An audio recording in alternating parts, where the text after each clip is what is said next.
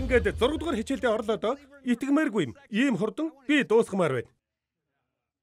Тийм ээ. Та нарч бас. За тэгэхээр нэгэн гайхамшигтай ишлэлийг гаргацгаая. Бид итгэгчдийн талаар ярьж байна. Итгэгчдийн шүүгдэх хоёр талбарын талаар. Нэгдүгээрт хаанчлалд оруулсан хувь нэмэр, хоёрдугаарт хувийн амьдралд оруулсан хувь нэмэр. Тэгэхээр аль алид нь хамаатай нэг ишлэлийг үзүүлье. Маш гайхалтай ишлэл. Таригч, услагч нь нэг юм гэсэн ишлэл. Нэг гэсэн үг гоё гавц. Би энэ үгэнд тундуртай. Би 30-аад жилийн өмнө үйлчлэлээ эхлүүлэхдээ бидэнд баг байгааг учраас энэ талаар мэддэг байсан юм. Харин өнөөдөр бидэнд баг бий. Багийн нэг хэсэг байна гэдэг сайхан. Би Messenger International-ийн багт хайртай. Би багта түншүүдтэй, залбирлын түншүүдтэй, санхүүгийн түншүүдтэй бүгдэд нь хайртай. Тарьдаг нэгэн болон усалдаг нэгэн нь нэг зорилго дор баг болж хамтран ажилдагч хэр зэрэг хөдөлмөрснөөрөө тус тусдаа шагналан гардах болно. Энэ бол Бурхны гайхамшигтай үг. Амен гэж хэлэхгүй юу? Бид яаж хөдөлмөрлөх вэ? Ром 12 дугаар бүлгийн 6 дугаар ишлэлийг харах юм бол бидэнд өгөгдсөн нэгүслэр бэлгүүд маань ялгаатай. Би энэ бичээс дуртай. Бид бүгдээрээ өөр бэлэгтэй. Эдгээр өөр бэлгэн Бурхан гэрээ бариулахын төлөө бидэнд өгсөн дуудлага биелүүлэхэд маань туслана. Танд тэр гэрээг барихад оролцох завшаан өгөгдөжээ. Манай байшинг барьсан гүйцэтгэгч нарыг би санаж байна. Ёстой мундаг. Би ёстой гайхсан. Мужаанууд орж ирээд тэр шатны бариулыг хийж эхлэж байгаа нь амар их ур чадвартай.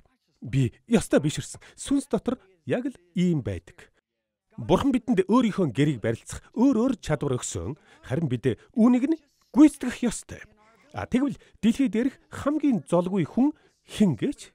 Эсвэл ингэж хэлбэл илүү дээр байх. Чуулган дотор хамгийн золгүй хүн бол хүний бэлгээр ажиллах гэж оролдож байгаа хүн юм. Харин чуулганд хамгийн жаргалтай хүн өөрийнхөө бэлгээр ажиллах гэж оролдож байгаа болон ажиллаж байгаа хүн юм. Зөв? Тэгэхээр бидэнд өгөгдсөн нэгүслэр өгөгдсөн бэлгүүд маань ялгаатай ажээ. Гол үг нь нэгүсэл ба бэлэг юм. Нэгүсэл гэдэг нь карис шүү дээ, тийм үү? Дийлэнх чуулганууд нэгүслийг нүглийн уучлал, үнэгүй өгөгдсөн бэлэг бас аврал гэж үздэг юм. Энэ нь 100% үнэн юм. Гэхдээ карис нь бас биднийг өөрийнхөө чадвараар хийж чадахгүй байсан зүйлээ хийх чадвартай болгодог бидэнд өгөгдсөн Бурхны хүч юм. Паул би бүх элч нараас илүү хөдөлмөрсөн ч энэ нь би биш. Миний доторх Бурхны нэгүсэл юм гэж хэлсэн. Тэрээр нэгүсэл намайг улам их хийх чадвартай болгож бусад элч нараас их үр жимстэй болгосон гэжээ, тийм үү? Тэгэхээр хоёр дахь үг нь бэлэг юм. Карис гэдэг энэ үгдээр маг нэмчихвэл юу болох вэ? Карисма болно. Энэ биднийг хийхээр төрсөн Бурханаас өгөгдсөн зорилгоо бүтээх чадвартай болгодог нэгүслийн онцгой бэлэг юм. Миний нэг карисма нь бичих юм. Үүндээ Бурхан намайг бич гэхээс өмнө би юм бичих гэж бүр бантан хийдэг хүн байлаа. Бурханы үгийг нэгүслийн үг гэдгийг та нар мэдэх үү? Паул Бурханд ба түүний нэгүслийн үгэнд би та нарыг даатгаж байна гэсэн. 1991 онд Бурхан надтай яриад "Хүмүн чи ном бичнэ" гэж хэлсэн. Би сургуульд англи хэл дээр хамгийн муу нь байсан. Зохион бичлэг дээр бол бүр таг. SAT шалгалт дээр бүр 370 оноо авсан. Би амьдралдаа надаас муу дүн авсан ганцхан хүнтэй л таарч авсан. Та ойлгож байна уу? Гэтэл Бурхан намайг бич гэж байдаг. Гэхдээ Бурханы энэ үгтэй карисма ирж намайг бичих чадвартай болгосон юм. Тэгээд одоо 19 ном бичиж дэлхийд даяар 73 хэл дээр 10 сая гаруй ном борлуулсан. Энэ үнэхээр Бурханы нэгүслийн бэлэг шүү. Гэхдээ вэ шүү. Надад огт байдгүй нэг бэлэг бол дуулах бэлэг. Намайг дуулах гэхээр л манайхан ойрлолдоод над руу юмс шиддэг. Хүмэн шалж байна. Надад байдгүй өөр нэг бэлэг нь бүжиглэх. Намайг бүжиглэх гэхээр манайхан бас шаалдаг. Ямар ч эвслэггүй гэдгийг. Надад ийм бэлэг өгөгдсөнгүй. Тэгэхээр бидэнд өгөгдсөн нэгүслэр ялгаатай бэлгүүдэн хэрэгэлцгээе. Юуны төлөө хэрэглэх гэж? Бурхны гэрийг барихад, тийм үү? 1-р Петр 4:10-ыг харвал хүн бүр хүлээн авсан бэлгэрээ бие биендээ Бурхны олон төрлийн нэгүслийн сайн нярбууд шиг үйлчилгэж юм. Пастор бүр, үйлчлэгч бүр, элч нар бүр гэж хэлээгүй. Харин хүн бүр гэж хэлсэн байгаа биз?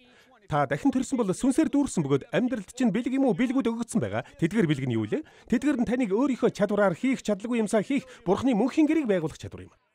Халелуя. Тэгэхээр бие биедээ үйлчлэгэж юм. Зүгээр хадгал гээгүй.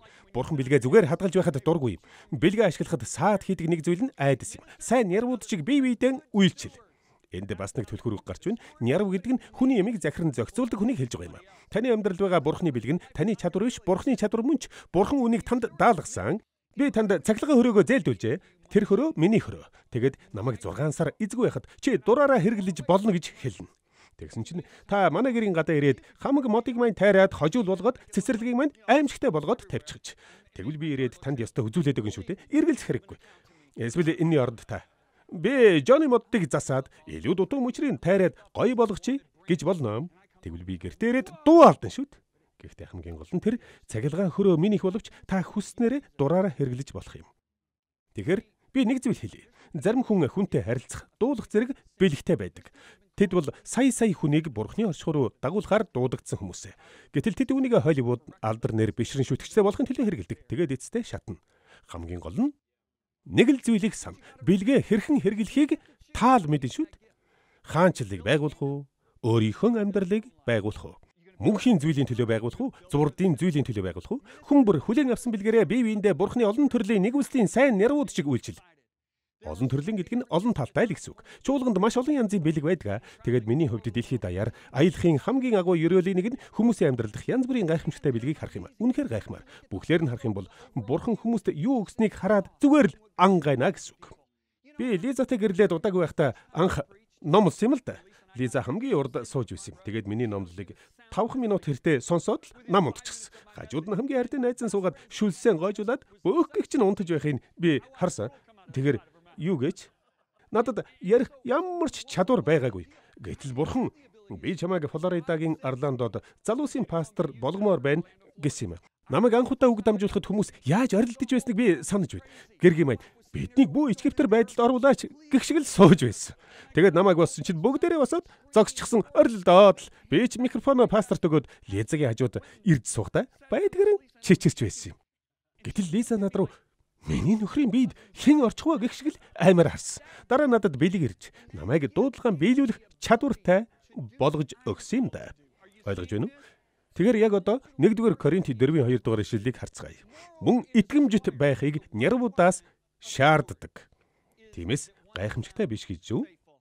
Бурхан би чамд эдгээр бэлгийг өглөө. Тэгэхээр итгэмжтэй байдлыг ганц л нөхцлөөр шүүдэг. Бүгдээрээ итгэмжтэй гэж хэлнэ үү? Итгэмжтэй. Тэгэхээр би нэг зүйлийг Америкт ярих удирдлагын багуудтай хийдэг. Юу гэхээр итгэмжтэй гэдэг ганц үгийг аваад юу гэсэн утгатай болохыг тодорхойл гэдэг.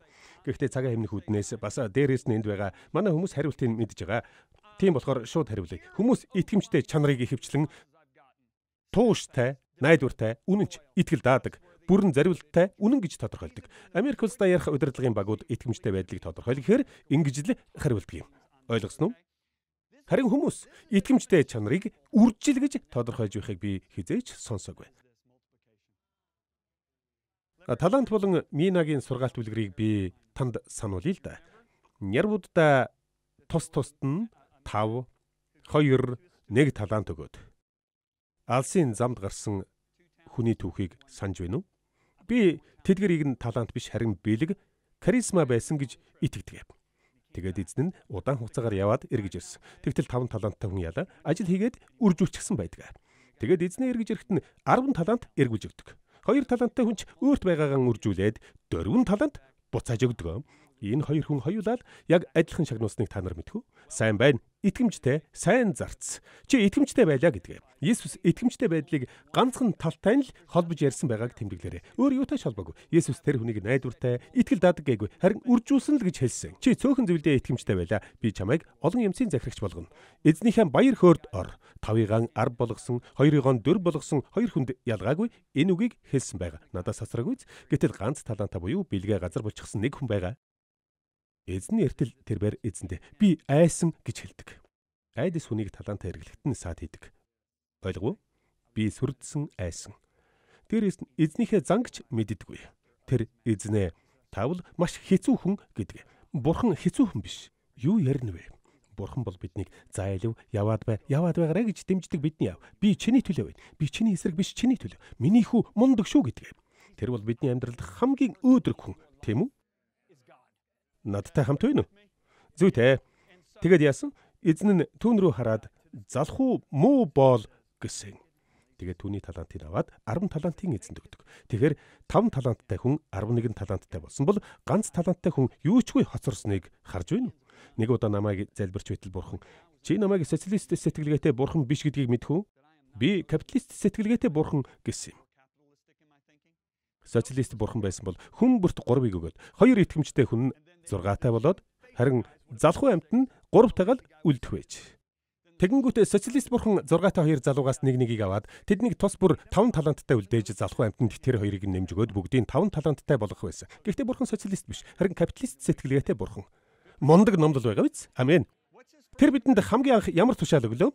Үр жимстэй байж үрж гисэн. Энэ зүгээр л баахан хүүхэд төрүүл гэсэн үг биш юм. Энэ миний өгсөн бүхнийг үржүүлээд надад эргүүлж өгөөрэй. Миний гэрийг байгуул гэсэн үг юм. Ойлгов уу? Би чамайг удирдах хөтлөн гэсэн. Тэгвэл хэрхэн үржих вэ? Үржих хамгийн ихний арга зам нь өгөх юм. Гэхдээ энэ хамгийн шилдэг арга нь биш, зүгээр л нэг арга шүү зам. Бүгдээрээ өгөх гэж хэлнэ үү? Өгөх. Есүсийн үгийг сонстом. Есүс шударга бусын эд баялгаар өөрсдөдөө амт нөхдөдтэй бол гэсэн. Ингэснээр эд хөрөнгөч нь үгээрх цагт тэдгээр нь та нарыг мөнх нутагт хүлээн авах юм. Хэн маш бага юмд итгэмжтэй байна? Тэр нь их юмд ч мөн итгэмжтэй байдаг. Хэн бага юмд шударга бус байна? Тэр нь их юмд ч мөн шударга бус байдаг. Өөрөөр хэлбэл дэлхийн баялгаа хаанчлалын зорилгод ашигла гэж юм. Яагад гэвэл дэлхийн баялагийг хаанчлалын зорилгод ашиглавал тэр баялагч нь мөнхийн мөнхөд ашигтай болно. 2 дугаар Коринт 9:9 дээр энэ тэр тараасан ядууст өгсөн. Түүний зөвхт байдал мөнхөд байна гэж бичигдсэнчлэн байх юм гэсэн. Энд зөвхөн санхүүгээр ядуу хүмүүсийг хэлээгүй шүү. Ядуу гэдэг нь бурхнаар дутдаг хүмүүсийг хэлж байгаа юм. Түүний зөвхт байдал мөнхөд байна. Өөрөөр хэлбэл санхүүгээ хаанчлал руу шилжүүлж хүмүүстэй тус хүргэснээр түүний үйлс мөнхийн ашигтай болох юм. Тиймээс хэрв жирийн нэг бизнесменийг харах юм бол яадаг вэ? Маш их хөдөлмөрлөдөг, мөнгө олдог, энэ мөнгө хураагаад үр хүүхдтэй зариулна. Гэргидэн зариулна гэдэг юм. Би та нарт нэг жинхэнэ түүх ярьж өгье.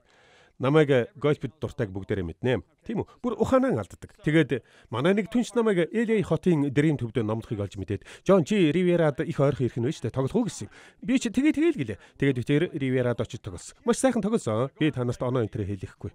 Гэхдээ ямар ч үсэн их сайхан тоглосон юм. За ямар ч үсэн би 4 нөхний 3-ын давуулаад даалтай дуусгасан. Тэгэхээр үлдсэн газрын яасныг гольф тоглодог хүн ойлгоно. За тэгээд зочдлууд руугаа буцах замдаа мань хүн "Жон би чамаас нэг юм асууя" гэсэн. Тэгснэ би одоо 50 хүрлээ. Тэгээд би өдөө хүртэл зовлогоон зовоож гэж хэлсэн. Яг тэгж л хэлсэн.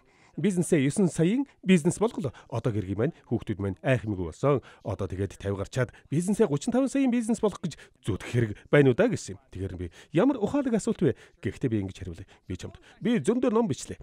Эхнэр хүүхд маань айхмиггүй боллоо. Тавьж гарлаа. Тэгээд яах гэж зовлогоон зовоож дахиж ном бичиж аялж онгоцонд сууж хүмүүст номлох хэрэгтэй гэж хэлбэл яах вэ гэлэм.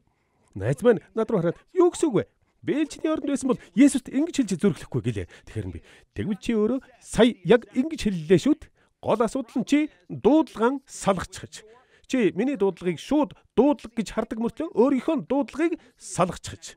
Бурхан чамайг зах зээлийн талбарт зүгээр нэг хурц гэрэл байлгах гэж биш, харин бидэн шиг хүмүүсийг сайн мэдээнд явуулахдаа араас нь санхүүгээр дэмжүүлэх гэж тавьсныг чи мартчихж. Тэгтэл тэр бүр бүлтэйгээд л явчихсан. Тэгээд би 6 сарын дараа түүнтэй яриад түүнийг Скот гэдэг. Скот, за ажил сайн уу гэсэн чинь тэгтэл тэр чиний үг 6 сар надаас салсангүй гэлээ. Тэгэхээр би тэгээд яасан гэхэд манай хүн би бизнесээ 35 сая төгрөж хаанчлалд илүү ихийг өгөх гэж зовлогоон зовоож байна гэсэн юм. Миний санааг ойлгож байна уу? Та нар бүгд бурханд зариулсан гэрийг барилцахаар дуудагдсан.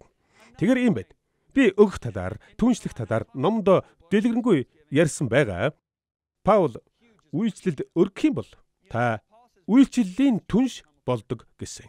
Messenger International-ийн бүх түншүүд, дэлхийн хүмүүс төрөхөд маань бүх талаар тусалдаг бүх түншүүд маань аврагдсан хүн бүрийн төлөө шагнуулах болно.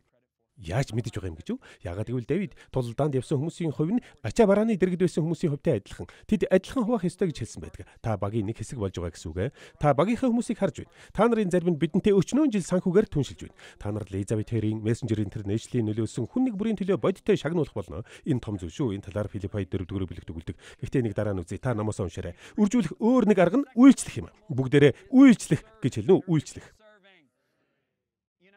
Энэ чуулганы гишүүн захирагч Хакаби бол манай байгууллагын зөвлөлийн нэг гишүүнээр үйлчилдэг.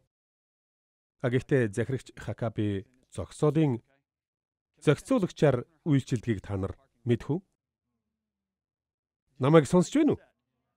Тэр намайг үйлчлэх ёстойг ойлгодог. Тиймээс л зогсоол дээр зохицуулагч хийдэг. Намайг анх чуулганд явж эхлэхэд тэр цайны газарт үйлчилдэг байсан юм аа. Дараа нь цайны газраас зогсоол руу шилжсэн. Тэгэхээр намайг битгий буруугаар ойлгоорой. Захирагч Хакаби маань Америкийн улс төрийн талбарт дуудагдсан хүн. Гэхдээ тэрээр бас миний дуудлагыг ойлгодог хүн. Би ч бас дуудагдсан гэдгийг мэддэг. Тиймээс захирагч маань улс даяар хурц гэрэл болон тод асч байна. Захирагч маань үйлчлэхийн ач холбогдлыг ойлгодог хүн юм аа. Үүнийг ойлгож байна уу? Хэрв та англиас өөр хэлээр ярьдаг бол, хэрв та Джон Лиза Бивэрийн бусад сургаал хичээлийг сурмаар байгаа бол, Cloud Library.org хаягаар нэвтэрч видео хичээл, сургалтын материалыг үнэ төлбөргүй татаж авна уу? Хэлээ сонгоно уу? Өргөтгсөн сангаас хүссэн материалаа сонгоно уу? Цахим ном, видео хичээл, аудио ном, сургаал, зурагтын хөтөлбөрүүд, Библи зэргийг дэлгэрэнгүй Cloud Library.org хаягаас. Бурханд үйлчлдэг хүмүүс аврагдаж, өөрчлөгдсөн хүн нэг бүрийн төлөө шагнуулна гэдэгт би бүрэн төгс итгэж явдаг. Нэгэн маш аваа үйлчлэгч байлаа. Тэр хүн Орл Робертсыг том цуглаан хийдэг байхад нь Орлд үйлчлдэг байсан юм аа. Орлын багт үйлчлдэг байж. Гэтэл нэгэн орой тэр хөшгөний ард зогсоод ингэж боджээ. Би бас ингэж чадна штэ. Би энэ хүмүүсийн өмнө зогсоод номлож чадна. Тэгтэл ариун сүнс түүнтэй яриад ингэж хэлжээ. Хэрв чи тэнд гараад номлох юм бол нэг ч хүний төлөө шагнуулахгүй. Чи энд зогсоод энэ багийн нэгэн хэсэг болж миний хэлснийг хийж байгаа учраас л өнөөдөр аврагдах хүн нэг бүрийн төлөө мөнхийн шагнал хүлээж авна гэжээ. Үйлчлэл гэдэг ийм л чухал юм. Надтай хамт байна уу? Чуулган бүхлээрээ үйлчлэх нь маш чухал юм. Яагаад гэвэл би танарт нэг зүйлийг хэлье. Хэрв та Петрийг харах юм бол тэр номлосон. Үйлс номын эхний 5 бүлэгт элч нар бүх ажлаа өөрсдөө хийдэг байж.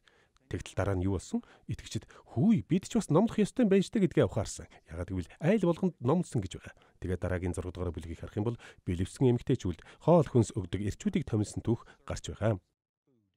Тэдний дунд Филипп бас Стефан байсан. Тэгээд Библи юу гэсэн гэж?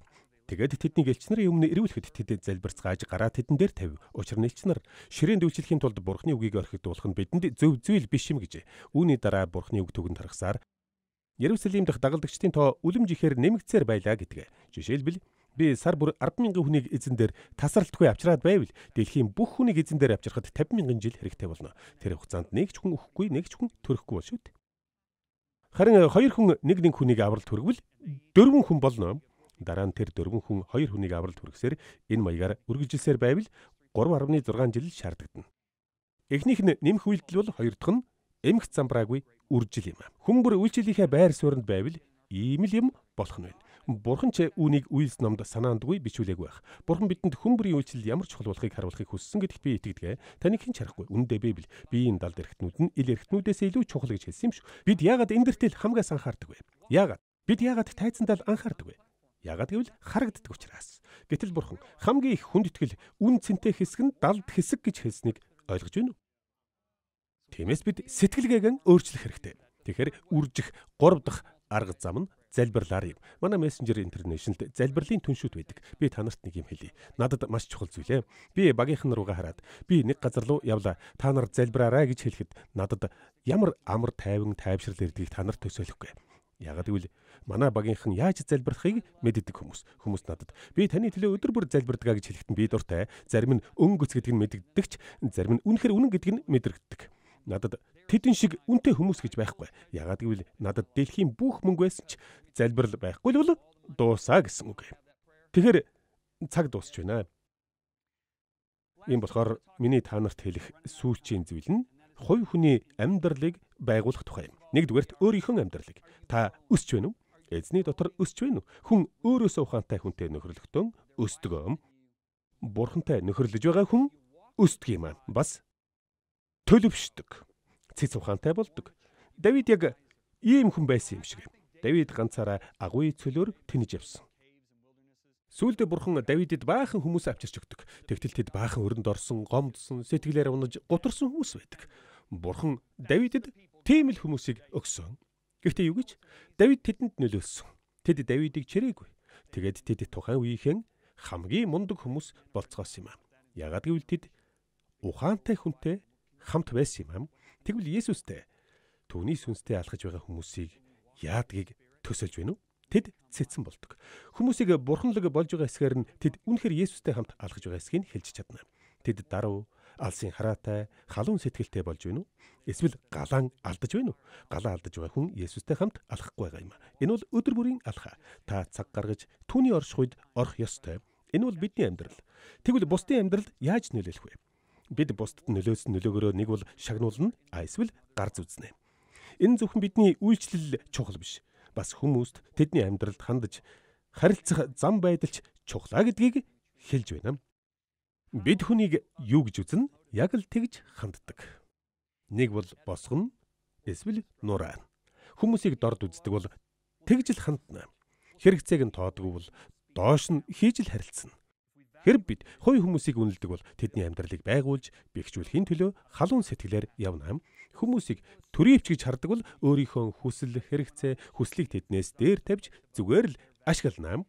Хэрэг хүмүүсийг Бурхны дүр төрхөөр бүтээгдсэн туйлын үнэтэй эрхэм гэж үздэг бол өөрөө хохироод чамаагүй. Тэднийг ерөөхөл санаа сэтэлтэй байна. Бид зөөгчдөд яаж ханддаг вэ? Дэлгүүрийн худалдагчид яаж ханддаг вэ? Багийнхаа хүмүүст яаж ханддаг вэ? Зөвхөн удирдагч нь биш, бас багийн гишүүд нь бие биедээ яаж ханддаг талаар ярьж байна шүү. Зөв ханддаг уу? Дарга эзгүй хайгуур зөв ханддаг уу? Гэр гидэн яаж ханддаг вэ? Хүүхдүүдтэй яаж ханддаг вэ? Энэ бүхэн чинь Бурханд маш их чухал байдаг юм шүү. Тэнгэрийн хаалга дотор гэдэг ном бичсэн нэгэн эмэгтэй байдаг. Ребекка Рютер Спрингер гэдэг л дээ. Тэр 1800-аад оны үед амьдарч байсан юм. Түүний тэр ном Христ итгэлийн хүрээнд хамгийн их уншигддаг номын нэг юм аа. Хүргэн ахын түүнийг тэнгэрээр аялуулсан тухай ном юм аа. Энэ номд газар дээрх хүмүүсийн харилцаа, тэнгэрт бүрч ихээр баяжхыг дүрсэлдэг маш гоё ном. Би чамайг танихгүй учраас хамаагүй биш юм аа. Бид бүгдээрээ бие биеэ мэднэ. Тэнгэрт бидний гэр бүлийнхэн харилцаа улмал дотн болно. Үнэн гоё.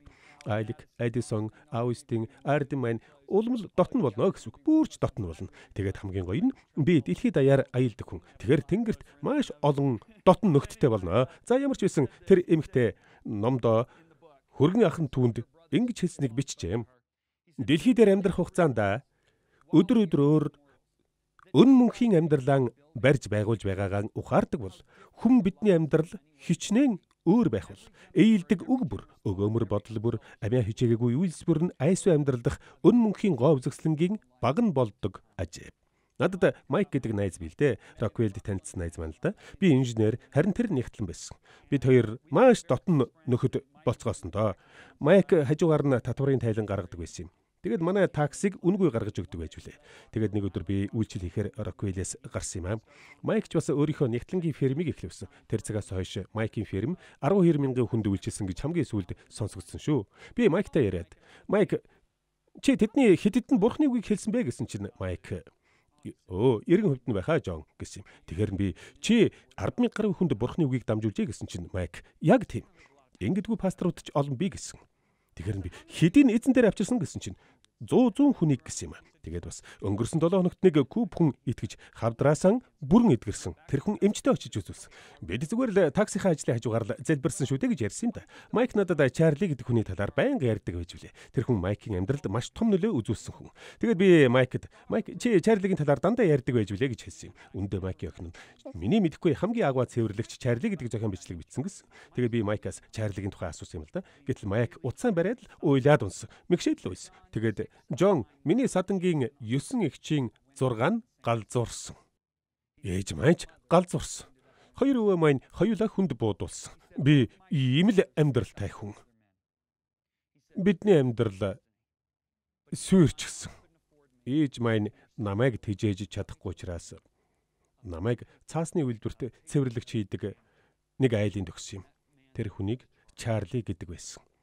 Чарли надад 7 жил Есүсийн тухай зааж өгсөн. Бүтэн сайн бүр цуглаанд дагуулan явж Бурхны арга замыг зааж өгсөөр байсан юм. Тэр цаасны үйлдвэрт цэвэрлэгч хийдэг баптист итгэлтэй хүн байсан. Майк уйлж байхдаа өөрийгөө ч бас галзуугийн эмнэлэгт дуусах байсан. Эсвэл буудуулж өгөх байсан. Гэхдээ Бурхан Чарлигаар дамжуулж намайг аварсан гэж ярьсан юм. Би ч нэрэл тийм дээ гэж бодсон. Чарлигийн нөлөө Майкд яаж нөлөөлөв? Майк 10,000 хүнд Бурхны үгийг хүргэсэн. Бас Майк миний амьдралд ч нөлөөлсөн. Үүний ачаар Бурхан намайг сая хүнд нөлөөлгөж илгээсэн. Тэгэхээр цаасны үйлдвэрийн цэвэрлэгч Чарли хичнээн хүнд нөлөөснийг та ойлгож байна уу? Тиймээс л хувийн нөлөө ийм их чухал байдаг. Би хичээлээ жинхэнэ түүхээр төгсгөө. Хоёр хүний жинхэнэ түүх. Нэг нь Макс Жукс гэдэг хүн. Түүнийг дуулсан хүн байна уу? Өн мөнхөөр хөдлөгдөхийг уншааг бол дуулааг байхаа. Хоёр дахь нь Джонатан Эдвардс. Түүнийг мэдэх хүн байна уу? Америкийн түүхэн дэх хамгийн агуу номлогч нарын нэг. Макс Жукс гэдэг атеист хүн бурханд хайргүй амьдарчээ. Тэрээр бурханд хайргүй хүүхэнтэй гэрэлсэн бөгөөд түүний удмаас 310 гуйлагчин, 150 гэмт хэрэгтэн, 7 алуурчин, 100 архичин гарч эмэгтэйчүүдийн талаас илүү хувь нь янхан болжээ. Түүний удмын 540 хүн улсад сая $250,000 хохирол учруулжээ. Энэ нь тухайн үед маш их мөнгө байсныг бид ойлгох хэрэгтэй. Гэхдээ эзний сайн ямар ч мөг давдаг учраас түүнийг магтмуу. Хоёр дахь хүн Джонатан Эдвардс гэдэг бурхны агуу хүн. Бурхны агуу хүн Джонатан Эдвардс Макс Жукстэй нэг үед аж төрж байсан бөгөөд бурханд хайртай бүсгүйтэй гэрэлжээ. Джонатан Эдвардсын удмын 1394 хүний амьдралыг судлаж үзтэл тэдний 13 нь коллежийн ерөнхийлөгч, 65 нь профессор, Америкийн 3 сенатч, 30 шүүгч, 100 хуульч, 60 физикч, 75 цэргийн цолтон, 100 номлогч илгээлтийн эзэн, 60 алдартай захиалч, нэг Америкийн дэд ерөнхийлөгч, 80 янз бүрийн салбарын нийгмийн тушаалтан, 295 дээд боловсралтан гарсны дунд мужийн захирагч, хилийн чандад суух элчин байжээ. Түүний удам угсаа улсдаа нэг ч төгрөгийн гарц хохирол учруулаагүй байна. Тэгэхээр нөлөө ямар чухал болохыг ойлгов уу? Хүний амьдралд үзүүлж болох хамгийн том нөлөө нь тэднийг Есүсээр авчрах юм. Сургаалт төгс 11-р бүлгийн 30 дугаар ишлэлийг харах юм бол бараггүй зөвхт хүний үр жимс нь амийн мод. Мэргэн хүн хүний амийг бурханд олзолж өгдөг. Тэрээр тэднийг хүний загасч мэт өн мөнхийн төлөө цуглуулan хураадаг гэдгээ. Сонсооч, үйлчлэлээр байна уу? Бусдад нөлөөлөх хувийн нөлөөгөөрөө байна уу? Бурхны гэрийг барилцах аваа завшаан бидэнд байна. Миний л хувьд энэ бол ер бусын завшаан. Та хичээлийн дуустал сурч, номон гүйцэд уншиж, ариун сүнстэй алхаагаан тааруулж, Бурхны захиалгын гэрийг барилцах ухаантай хүн гэдэгт би итгэдэг. Тиймээс Бурхны төлөө хийж байгаа таны зөвхт үйлс чинь ариун сүнсний хүчээр мөнхийн мөнхөд, үрд мөнхөд тогтох болно. Хаанчлалыг баяртайгаар байгуулцгаая. Бурхан таныг өрөөг.